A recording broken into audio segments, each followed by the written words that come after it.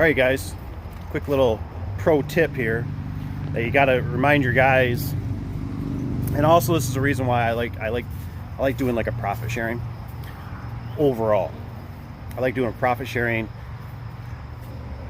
so much with the whole business, because this is the stuff right here that gets overlooked, and this is the stuff that adds up, and this is the things that I personally have to do to help the business, to help make sure everybody else gets fed, you know what I mean, gets a paycheck. So I would expect everybody else to do the same thing, and if not, remind your guys to do it.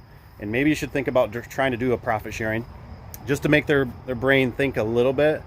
It doesn't always work. Sometimes a bad apple is just a bad apple, and I'm telling you, if you got a bad apple in your company, you got to get rid of them, because they will destroy the batch. So Saturday, and I'm here. I just cleaned out my trailer. It was full of cardboard from that door install for my brother-in-law's, and I threw all my nuts and bolts right here in the box, and I'm taking the time now to sort them, go through them, and just organize them.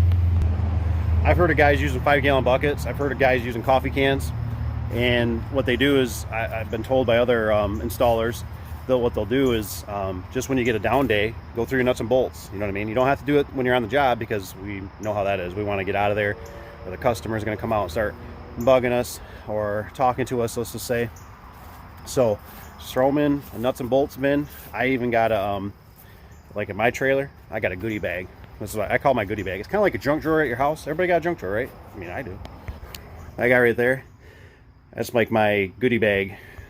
I kind of throw all my random miscellaneous stuff in there that that is just oddball stuff that I'm just like, I don't really want to organize it, but it saves me sometimes, because I've had it before. Somebody's taken my nuts and bolts bin, and when it was on a job, I had to leave, make an emergency service call, and I found my stuff that I needed in that bag.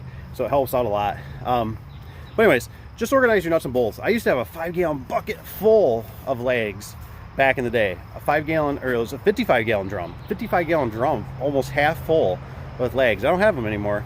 I don't think they're giving us many legs. They're shortening up the supply, like with everything, right? Like cereal's getting, the boxes are getting smaller. Imagine that. So anyways, just a little tip for you. Let your guys know, show them this video, say, look, Dave knows best. So you got to start organizing your nuts and bolts. There's a reason, it adds up. So, and with the supply shortage nowadays, you just don't know if you're ever going to get the stuff. So you got to really kind of watch this stuff. You know, everything, you might have spray lube this week, you might not have spray lube next week. You might have nuts and bolts this week, you might not have nuts and bolts next week, because we don't know where the stuff comes from, right?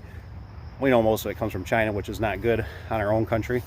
But there ain't nothing we can do about it at the moment. So until we start getting some people in power that realize America comes first, who knows if things will change. Anyways, thanks you guys. Take care. We'll see you on the next one.